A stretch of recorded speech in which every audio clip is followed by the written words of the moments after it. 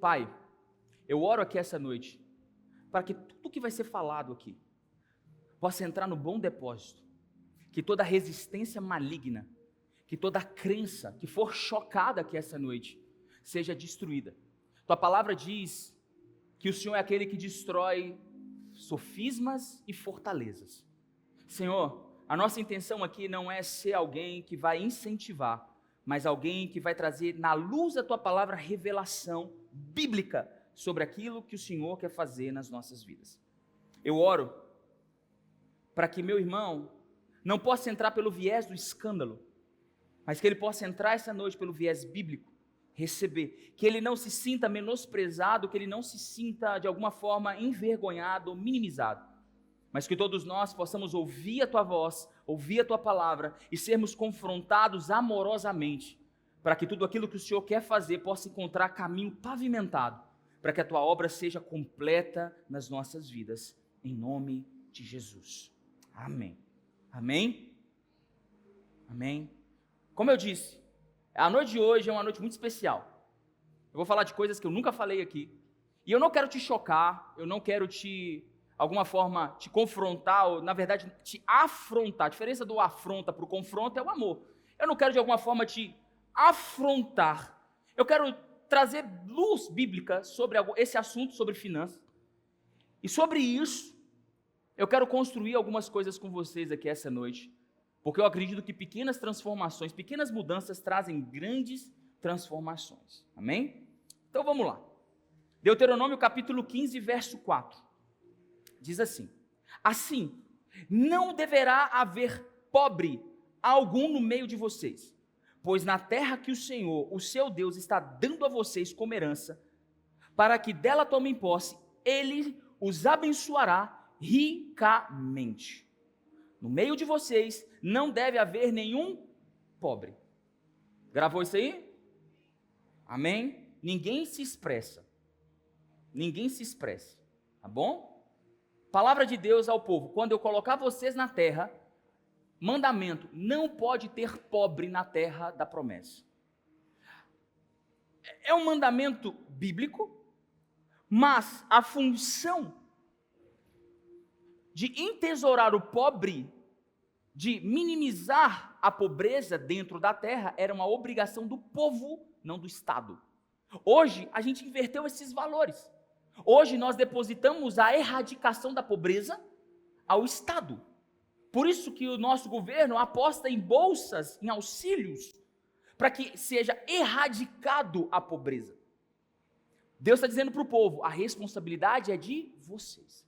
Já está provado por A mais B, que quanto mais aumentamos a carga tributária de um país, menor ou menos generosos nos tornamos como sociedade. Isso já é provado, é estudo provado, isso é ciência.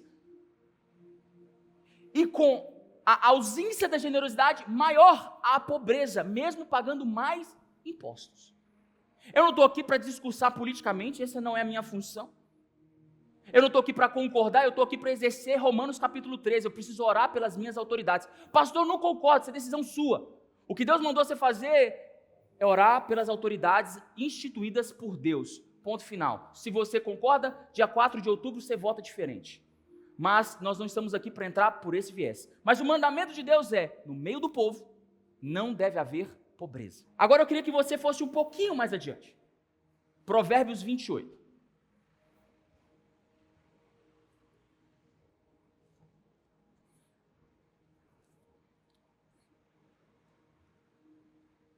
Versículo 1, e nós vamos ler até o 14.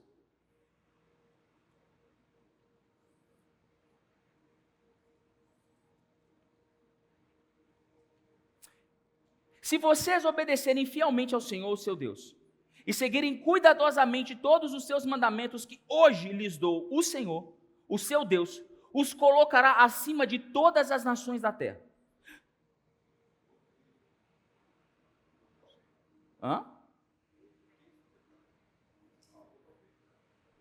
O Deuteronômio, me perdoe. Alguém colocou Deuteronômio, é Deuteronômio 28.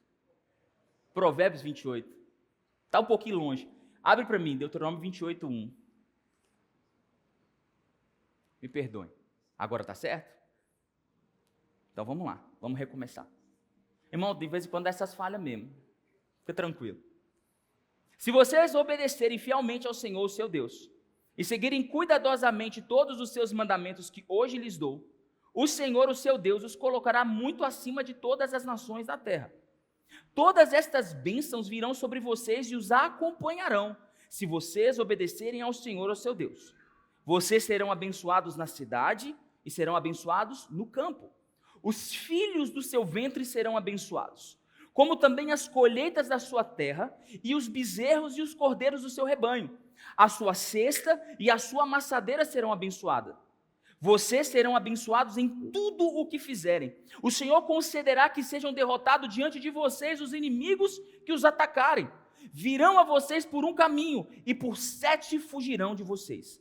O Senhor enviará bênçãos aos seus celeiros e a tudo que suas mãos fizerem. O Senhor, o seu Deus, o abençoará na terra que Ele lhes dá. O Senhor fará de vocês um povo santo, conforme prometeu sob juramento, se guardares os mandamentos do Senhor, do seu Deus, e andarem nos seus caminhos. Então, todos os povos da terra verão que vocês são chamados pelo nome do Senhor e terão medo de vocês. O Senhor lhe concederá grande prosperidade no fruto do seu ventre, nas crias dos animais, nas colheitas da terra, nesta terra que Ele jurou aos seus antepassados que daria a vocês. O Senhor abrirá o céu, o depósito do seu tesouro, para enviar chuva à sua terra no devido tempo e para abençoar o trabalho de suas mãos. Vocês emprestarão a muitas nações e de nenhuma tomarão emprestado.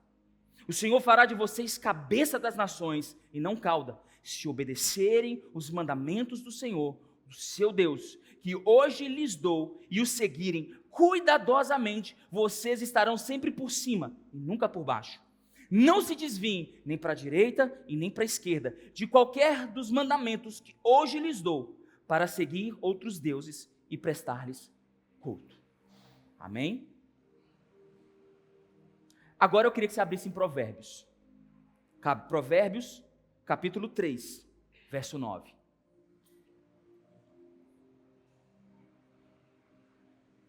Provérbios 3, 9.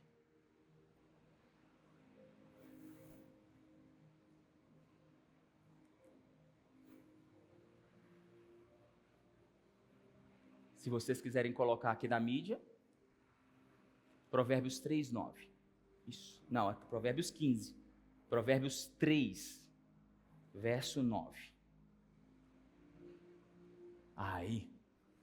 Honre ao Senhor com todos os seus recursos e com os primeiros frutos das suas plantações. Então, os seus celeiros ficarão plenamente cheios e os seus barris transbordarão de vinho.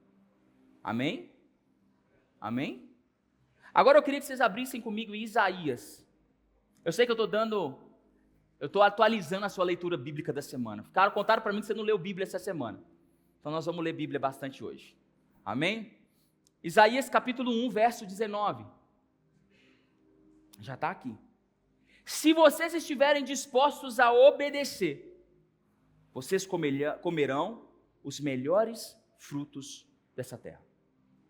Amém? Estou vendo ninguém receber uma palavra dessa.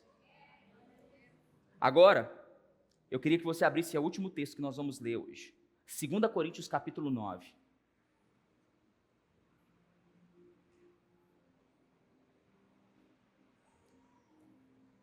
Versículo 6. Lembrem-se que aquele que semeia pouco, também colherá pouco. E o que semeia com fartura, também colherá com fartura. Cada um dê conforme determinou em seu coração, não com pesar ou por obrigação, pois Deus ama quem dá com alegria. E Deus é poderoso para fazer que lhe seja acrescentada toda a graça, para que em todas as coisas, preste atenção, em todas as coisas, em todo o tempo, tendo tudo o que é necessário, vocês transbordem em toda boa obra. Em todas as coisas, em todo o tempo, tendo tudo o que é necessário, vocês transbordam. Como está escrito, distribuiu, deu seus bens aos necessitados, a sua justiça dura para sempre. Aquele que supre a semente ao que semeia, e pão ao que come, também lhe suprirá e aumentará a semente e fará crescer frutos da sua justiça. Vocês serão enriquecidos de todas as formas. Perdeu. Vamos lá de novo. Vocês serão enriquecidos de todas as formas, para que possam ser generosos em qualquer ocasião, e por nosso intermédio, a sua generosidade resulte em ação de graças a Deus. Paulo está dizendo, vocês serão abençoados, para que através da sua generosidade, a nossa generosidade resulte em ação de graça. Deus, as pessoas olhem para nós e dizem, cara, glorificado seja Deus pela sua vida, porque aquilo que eu precisava, você me supriu. É isso que ele está dizendo. Vamos continuar. O serviço ministerial de vocês estão realizando, não está apenas suprindo a necessidade do povo de Deus, mas está transbordando em muitas expressões de gratidão a Deus. Por meio dessa prova de serviço ministerial, outros louvarão a Deus pela obediência que acompanha a confissão que vocês fazem do Evangelho de Cristo e pela generosidade de vocês em compartilhar os seus bens com eles, como faz com todos os outros. E nas orações que vocês fazem, eles estarão cheias de amor por vocês, por causa da insuperável graça que Deus tem dado a vocês, graças a Deus, pelo seu dom indescritível. Aleluia? Posso ouvir um glória a Deus aí? Eu quero começar dando curto-circuito aqui hoje. Falaram para você que crente não pode enriquecer. É mentira, Deus está prometendo riqueza em todos esses textos. Pastor, mas eu aprendi que prosperar. Não, Deus está dizendo ali, ó, eu vou enriquecer vocês de todas as formas. Talvez você pense que enriquecer seja apenas dinheiro. Não, enriquecer é em todas as áreas. Dinheiro faz parte. Pastor, então por que um tem muito e eu não tenho tanto quanto o outro? Porque a Bíblia diz que Deus abençoa cada um conforme a medida de capacidade. E o que é riqueza? Riqueza não é nada mais, nada menos do que transbordamento. Quando Jesus disse que nos daria uma porção, Ele nos daria uma boa porção, sacudida, recalcada e transbordante. Então a riqueza para Deus não é acúmulo, a riqueza para Deus é uma obrigação. Quando Deus enriquece alguém, Ele está dizendo, eu estou confiando em você, que você vai cumprir uma obrigação.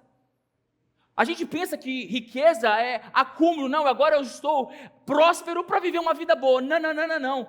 A riqueza para Deus é uma obrigação que Deus investe na sua vida, para que você cumpra uma agenda. E Ele está dizendo que nós seremos enriquecidos em todas as coisas, para que isso resulte em graças a Deus pela nossa vida. E aí a gente olha para a nossa vida e diz, meu Deus, eu não estou vivendo esse transbordamento. O que está acontecendo comigo? Eu preciso me contentar e ser feliz com o que eu tenho, e claro que precisamos. A Bíblia diz no livro de Filipenses, Paulo dizendo, eu sei viver no pouco e sei viver no muito. Eu sei viver com pouco recurso, preso e livre. Eu sei viver de todas as formas, porque eu posso todas as coisas naquele que me fortalece. O texto de Filipenses fala de contentamento. Fala comigo, contentamento. Contentamento é ser feliz com o que você tem. Mas eu quero que você descubra em Deus que Deus ainda tem mais a derramar sobre a sua vida, até transbordar. Dá uma olhada para o seu irmão, pergunta para ele se ele está transbordando. Em todas as áreas? Todas as áreas? Você está transbordando? Esse é o chamado de Deus, que a gente transborde em todas as áreas, todas. É claro que nós estamos falando sobre dinheiro, e eu vou falar sobre transbordar financeiramente. Então você está aqui esperando uma estratégia nova. Não tem estratégia nova, tem Bíblia. Porque o que nos faz não prosperarmos é uma desordem, como eu falei semana passada, desordens. Eu li um texto essa semana no livro de Provérbios, se você ainda não leu Provérbios, leia. A Bíblia diz em Provérbios, se não me engano, Provérbios 25 ou 26, eu não me lembro bem, ele fala assim, quando o feno for retirado, então as sementes brotarão, e você vai ter sustento para a sua casa, para a sua família, para o seu rebanho e para os seus servos.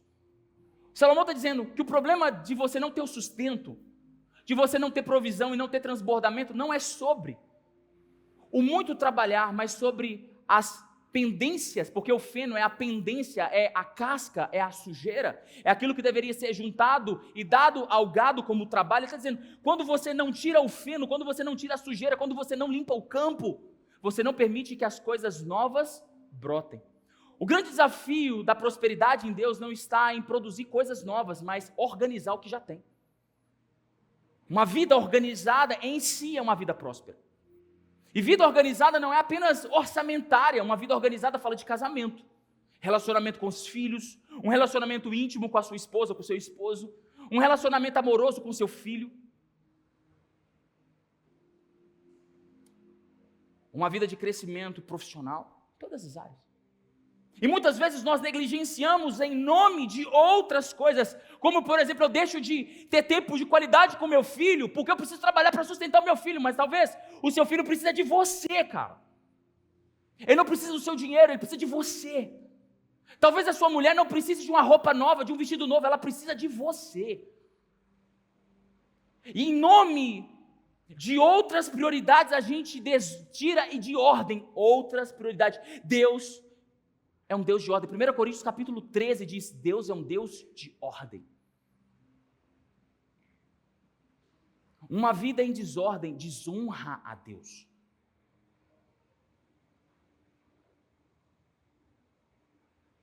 Quando nós olhamos para a nossa realidade financeira, como nós podemos romper com essas desordens? Eu vou te dizer para você coisas hoje que me marcaram na minha jornada e transformaram a minha jornada. Porque a grande arma do diabo, que começou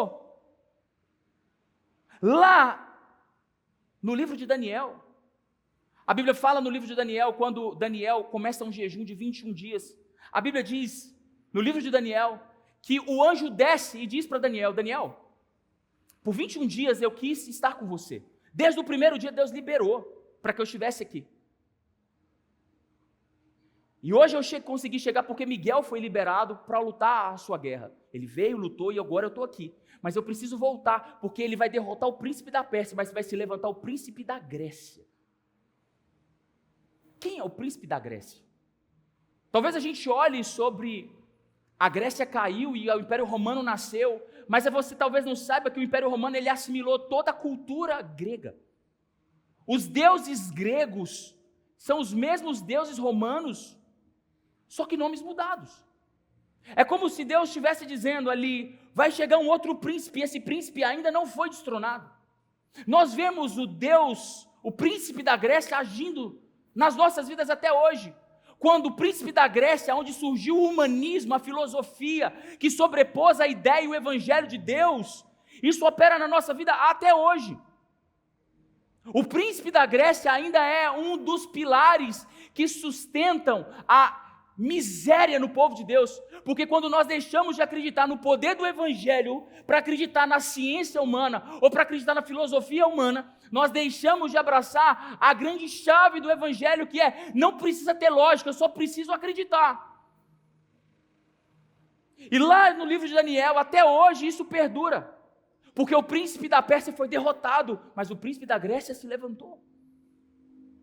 E hoje, quase 3.000 anos depois de Daniel, ainda somos um povo que altamente filosófico para falar de Deus, altamente humanista para falar das promessas de Deus.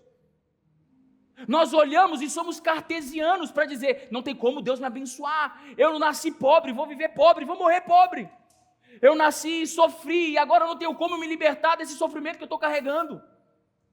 Fizeram mal, me traíram, agora como é que eu vou confiar nas pessoas? Somos altamente cartesianos. Porque não aprendemos a andar conforme o poder do evangelho, que muitas vezes não faz sentido algum, mas se eu abraçar esse negócio, isso pode mudar minha vida. O evangelho não é lógico, ele não é cartesiano, ele não é uma via pavimentada que você caminha nele, não. Existe momentos no evangelho que você vai ter que botar o pé para que Deus ponha o chão. Vai ter momentos de dúvida, vai ter momentos que você vai ficar resistente a dar o próximo passo, vai ter um buraco e Deus vai dizer, põe o pé. E você vai ter medo de pôr o pé, mas enquanto você não pôr o pé, você não vai ver Deus colocando o chão. Sabe o que mais prende? Quando o príncipe da Grécia entrou e fez a igreja se transformar numa igreja humanista e filosófica. Ele trouxe uma mentalidade de miséria para a vida da igreja. Porque a prosperidade está em Deus, não nos conceitos que sabemos sobre Deus. A prosperidade está na obediência, que muitas vezes, ou na grande parte das vezes, ela é cega, porque eu não estou entendendo, porque eu estou obedecendo. Mas eu estou obedecendo. Eu estou tomando prejuízo, mas eu estou obedecendo. As pessoas estão me odiando, mas eu estou obedecendo. As pessoas estão me perseguindo, mas eu estou obedecendo. Não faz sentido.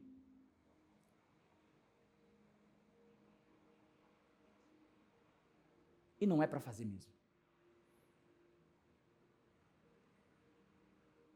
Porque o evangelho é para ser crido, não entendido. Porque se você quiser entender muito, e eu não estou dizendo que você não precisa estudar, pelo contrário, eu acho que você deve estudar, pegar essa palavra, comer essa palavra de dia e de noite, decorar tudo. Eu não estou falando que você não precisa estudar, eu estou dizendo que você deve investir tudo o que você pode para conhecer a Deus. Mas vai chegar um momento que você não vai entender, e você vai ter que caminhar.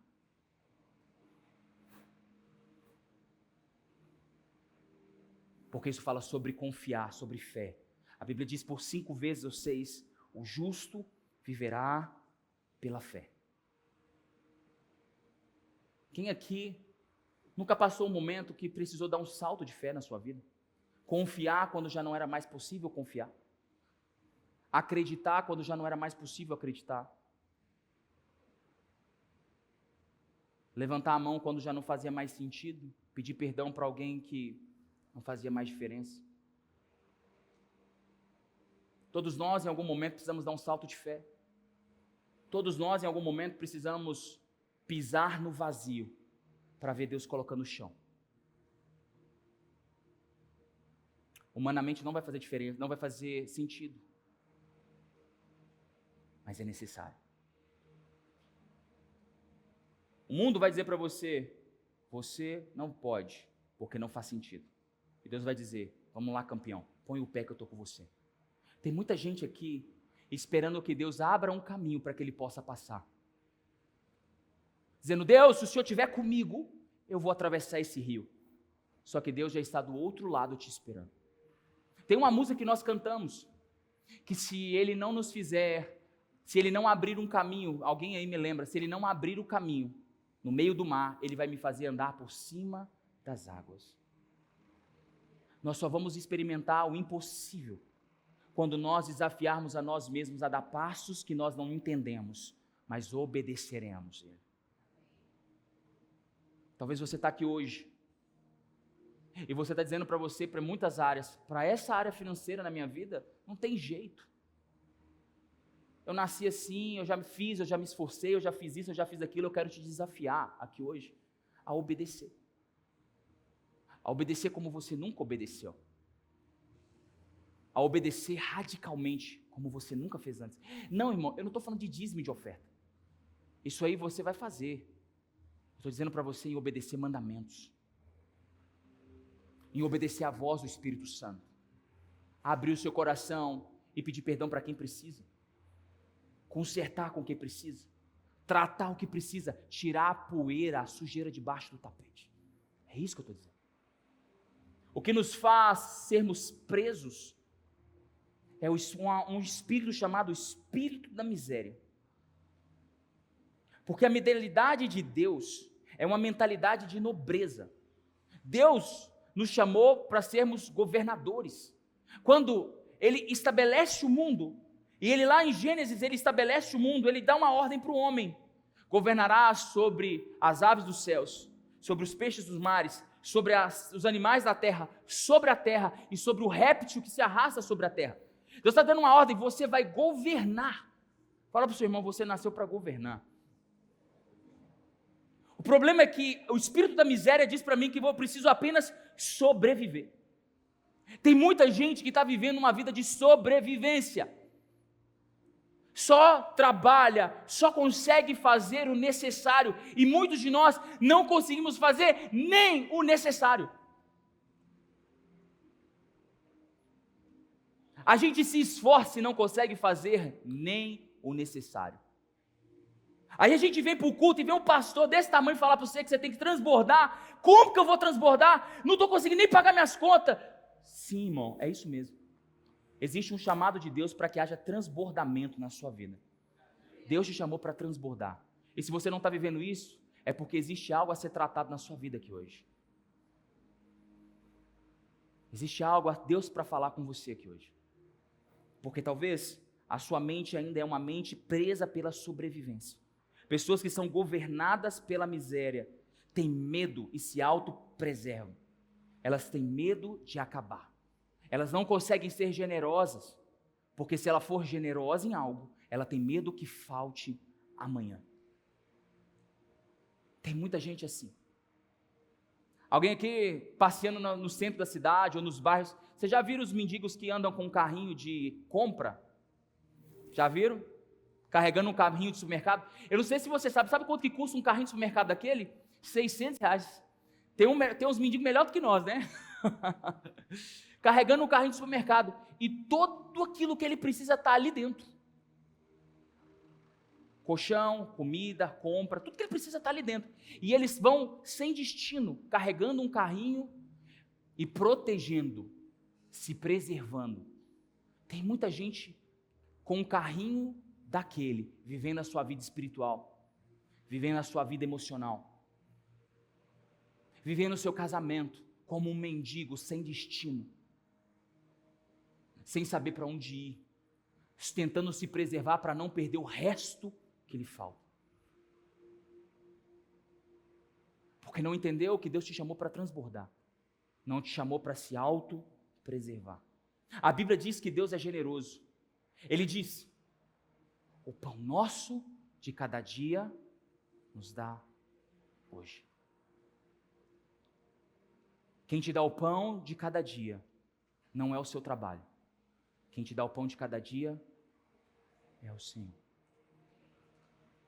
Talvez você está aqui pensando, mas eu preciso parar de trabalhar. Não, mas você precisa tirar o peso da miséria e da avareza do seu coração. Porque quando você acha que é você que produz, você acha que está no direito de administrar. Você acha que você está no lugar de governo. O governo das suas finanças é de Deus. É Ele que manda e é você que é o mordomo daquilo que Ele te entregou. Amém? A lógica do mendigo é ser alguém treinado para sustentar os seus recursos.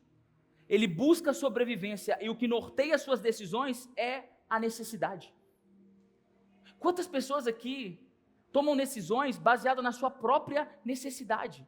Sabe o que é pobreza? Sabe qual é o conceito etimológico, a construção da palavra? Sabe o que significa ser pobre?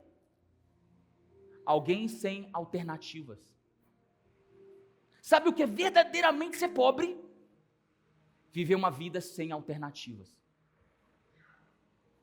E talvez você é rico de dinheiro, tem dinheiro na sua conta, mas você não tem uma alternativa para salvar seu casamento.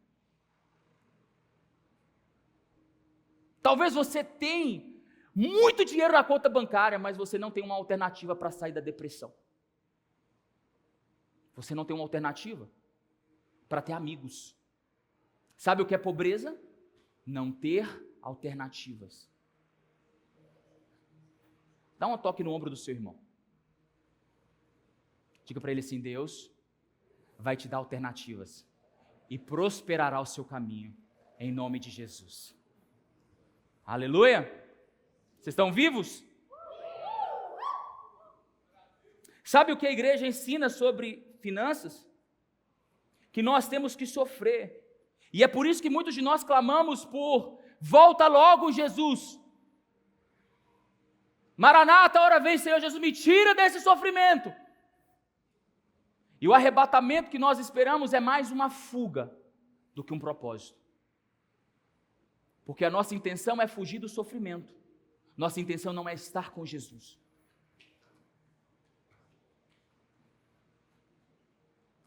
Isaías disse: se me obedecerdes, comerão o melhor dessa terra. Muitos de nós não entendemos isso.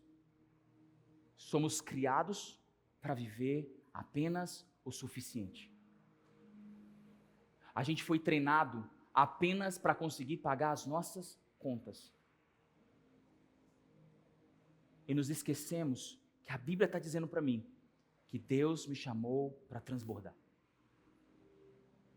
A religião nos ensinou que nós deveríamos ser pobres, fracos e ignorantes, porque essa era a vontade de Deus. Foi isso que nos ensinaram.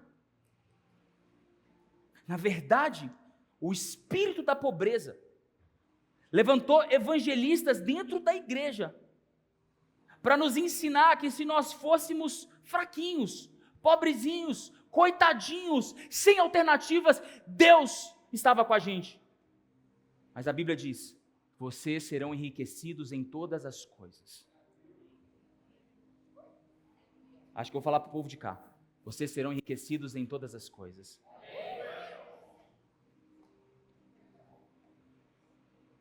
Uma escritora famosa chama Ruby Payne, escreveu um livro compreendendo o esquema da pobreza. Ela determinou alguns traços de pessoas que vivem debaixo de uma mentalidade de miséria. Eu quis elencar um. E eu não estou falando para você nem para mim. Mas quando você vê esses programas de televisão sobre culinária, vocês já viram programas de televisão? Culinária? Que tem aqueles chefes que vai lá e pega uma gotinha assim no prato, dá um risco assim, bota uma torradinha e vende aquele tempo $200. Você fica assim, meu Deus do céu. Como é que eu vou ficar satisfeito com esse negócio aqui? Quem te falou para você que uma pessoa nobre vai para um restaurante com fome?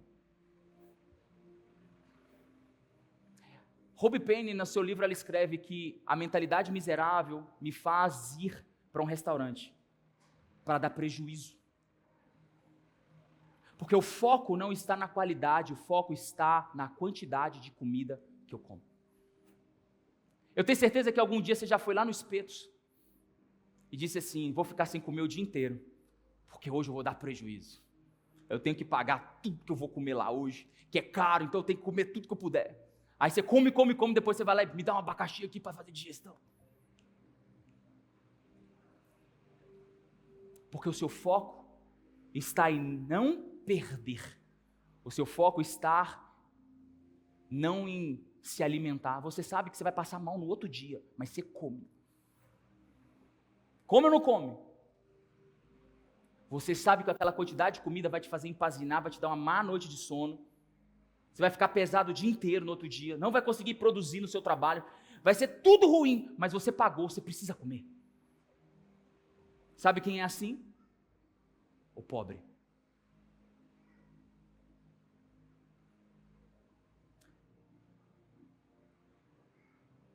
A Bíblia diz que o homem furioso afugenta seus amigos.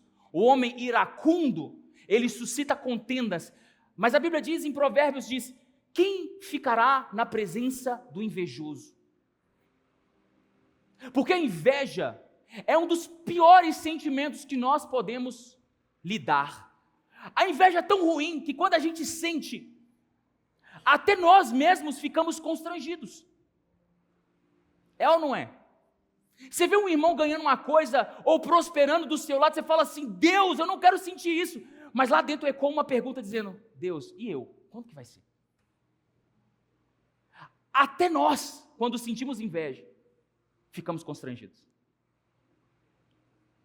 Porque lá dentro existe alguém dizendo pra gente: ele está roubando uma parte que seria sua. Sabe o que a inveja é? Um sentimento de que você, se alguém está ganhando, você está perdendo. Sabe quem consegue pensar diferente? Quem entendeu que Deus é um pai de amor. Quem entendeu que o seu irmão pode prosperar igual um foguete para o seu lado, mas sempre vai ter a sua porção preparada para você. Você não precisa sentir inveja de ninguém, porque quando Deus quiser te abençoar, não vai fazer diferença na vida do seu irmão, porque Deus vai te abençoar sobrenaturalmente em nome de Jesus. Mas o miserável diz: ele está prosperando e como eu vou conseguir prosperar? Por isso que alguém que nunca foi provado não pode validar. Pergunta para o irmão que está do seu lado: você é humilde, irmão? Você é humilde? Você é humilde? Pergunta para o outro lado aí, você já passou pelo teste da humildade? Você é paciente? Pergunta para o outro aí que está dizendo, você é paciente, irmão?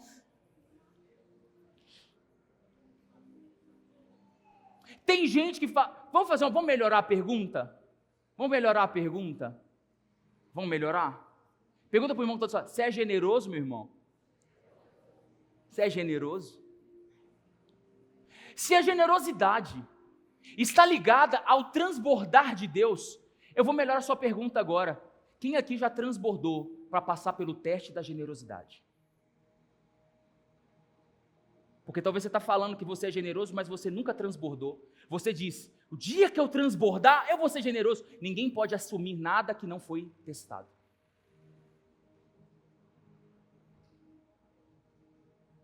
Eu sou misericordioso, tudo bem, você já foi testado, alguém já te traiu para você perdoar? Ah, eu sou humilde, você já teve que se rebaixar para que o seu irmão não se perca?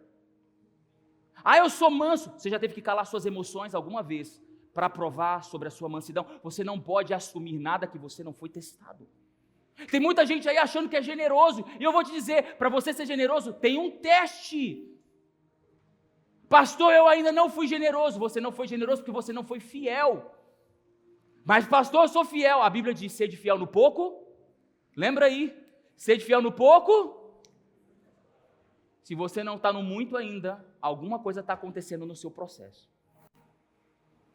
Pastor, mas eu estou no processo, amém.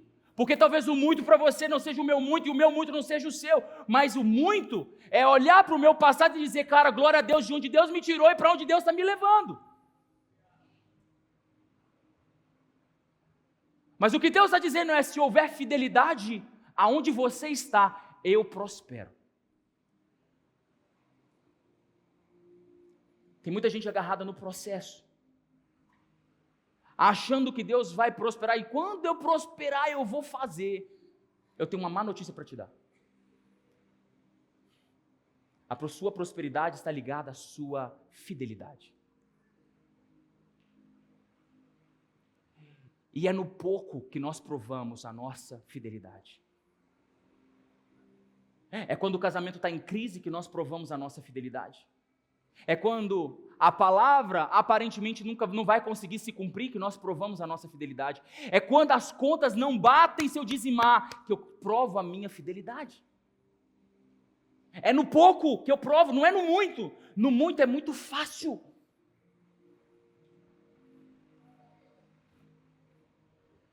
Dá uma olhada para o irmão, pergunta para ele, você tem disposição para dizimar 10 mil reais? Tem? Quantos aqui tem? É claro que você tem. Quem dizima 10 porque ganhou? Mas quem tem disposição para semear R$ 162,21?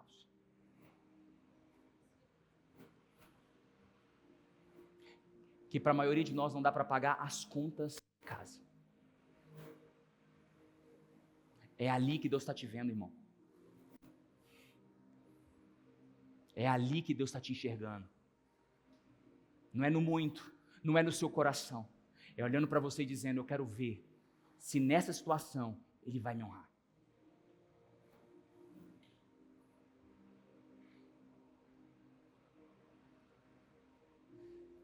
Jesus conta uma história na sua vida. Ele passa por uma situação.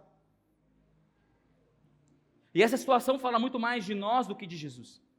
A Bíblia diz que um dia ele estava pregando, ele pregou por um dia inteiro para uma multidão. E no final do dia, ele viu que aquela multidão já estava tarde para ela ir embora. E eles não tinham o que comer. De repente, Deus suscita um menino que tinha quantos pães?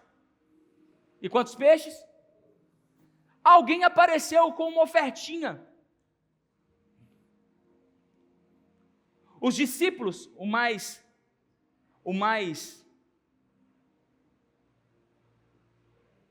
intelectual, Filipe, que já era discípulo de João Batista, já tinha experiência no negócio, ele chega para Jesus e diz, Jesus, isso aqui não dá. Não tem jeito. Nós temos que liberar esse povo, porque muita gente não dá para comer, todo mundo 5 pães não vai dar. Aí André diz, Jesus, é o que nós temos. O Senhor pode fazer alguma coisa com isso? Sabe o que Jesus fez? Lembra? Vocês lembram o que Jesus fez? Muitos de nós estamos como Filipe. Nós olhamos e dizemos, não vai dar. A nossa vida é uma declaração de que nunca vai dar. Mas sabe qual é a mentalidade do reino? Deus, é pouco, mas é tudo que eu tenho. Dá para fazer alguma coisa com isso?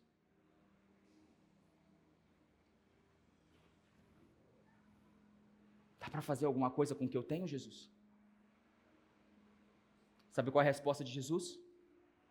Uma boa medida, sacudida, recalcada e transbordante.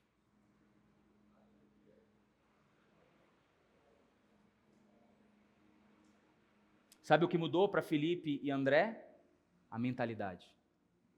Filipe estava preso em si mesmo, preso na sua lógica. André entendeu que quem podia fazer algo era Jesus. Muitos de nós ainda não entendemos que a nossa vida não rompe, porque nós estamos dizendo para nós mesmos, não vai dar. Outros estão rompendo porque estão dizendo, Jesus, eu sou pobre e pecador, mas é isso que eu sou.